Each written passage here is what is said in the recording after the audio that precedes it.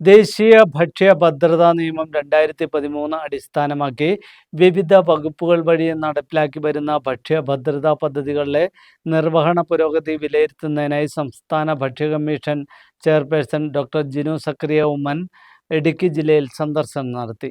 Collectorate conference ഹാളിൽ വച്ച് commission ചെയർപേഴ്സന്റെ നേതൃത്വത്തിൽ വിവിധ വകുപ്പുകളിലെ അവലോകന യോഗവും നടന്നു.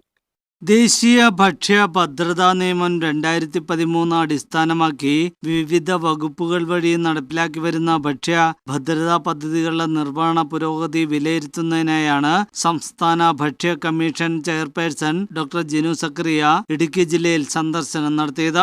കളക്ടറേറ്റ് കോൺഫറൻസ് ഹാളിൽ വച്ച് കമ്മീഷൻ ചെയർപേഴ്സന്റെ നേതൃത്വത്തിൽ വിവിധ വകുപ്പുകളിലെ അവലോകന യോഗവും നടന്നു. Idukki additional district magistrate Shaiju P ജേക്കബിന്റെ അധ്യക്ഷതയിൽ നടന്ന യോഗത്തിൽ FCI, പൊതുവിതരണം, വനിതാ ശിശു വികസനം, പൊതുവിദ്യാഭ്യാസം, പട്ടികവർഗ വികസനം എന്നീ വകുപ്പുകളിലെ ജില്ലാതല ഓഫീസർമാരും കുടുംബശ്രീ മിഷൻ, സപ്ലൈകോ എന്നിവിടങ്ങളിലെ ഉദ്യോഗസ്ഥരും പങ്കെടുത്തു. ഇടുക്കി ICDS പ്രൊജക്ട് പരിധിയിലുള്ള അങ്കണവാടികൾ, കട്ടപ്പന ഉപജില്ലയുടെ പരിധിയിലുള്ള ന്യൂമാൻ LP സ്കൂൾ, ഇടുക്കി താലൂക്കിൽ പ്രവർത്തിച്ചു വരുന്ന K-സ്റ്റോർ എന്നിവിടങ്ങളിൽ കമ്മീഷൻ സന്ദർശനം നടത്തി.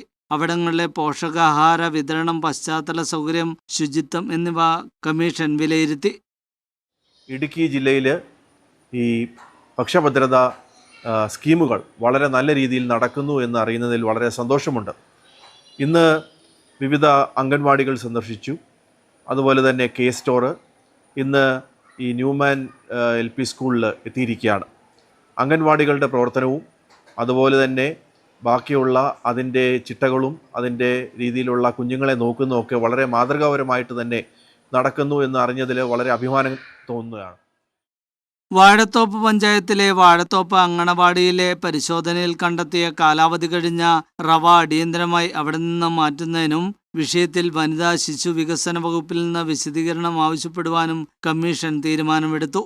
ഇടുക്കി ജില്ലാ സപ്ലൈ ഓഫീസർ ബൈജു L. ബാലൻ, ജില്ലാ പ്രോഗ്രാം ഓഫീസർ മഞ്ജു, ജില്ലാ noon mill supervisor Sreekala, Kattappana ഉപജില്ലാ AEO Rajasekharan, noon mill officer Tijin Tom എന്നിവർ കമ്മീഷനൊപ്പമുണ്ടായിരുന്നു.